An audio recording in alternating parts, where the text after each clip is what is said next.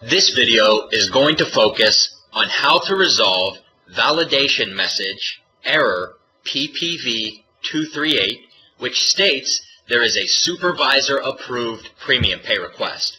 We are currently logged in as the timekeeper, and we are under the Select Employees menu.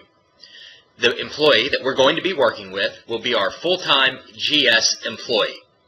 We want to get into the employee's timesheet, so we can either click directly on the pay period or put the check in front of the employee's name and go to timesheet.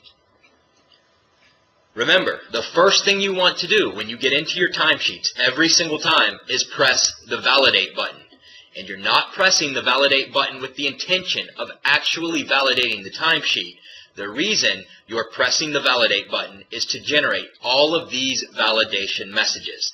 These validation messages will help you get through the pay period and make sure that timesheet is correct by the end of the pay period, at which time you will press the validate button and actually validate the timesheet. So let's take a look at this first error. There is a supervisor-approved premium pay request for 2 hours and 15 minutes of OU overtime unscheduled on 5/9. This error is just giving you a heads up. As the timekeeper, you do not need to take any action based off of this error message.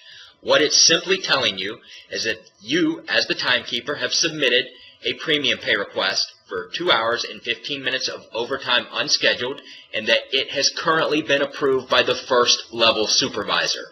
That is why the status is supervisor approved. Once the second level supervisor, the TL approver, approves that premium pay request, that error message will disappear and the 2 hours and 15 minutes of OU overtime unscheduled will populate to the timesheet on 5/9. This is different than how it worked in Vista.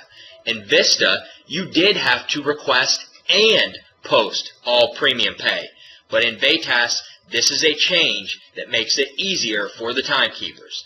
In VATAS, once you submit the request for the premium pay, you do not have to post it. Once it's approved by both supervisors, it will automatically post. So again, when you see this error message that says there is a supervisor-approved premium pay request, all it's telling you is that the request has been submitted and it's been approved by the first level supervisor. It still needs to be approved by the second level supervisor. And as the timekeeper, you do not have to take any action based off of that error message.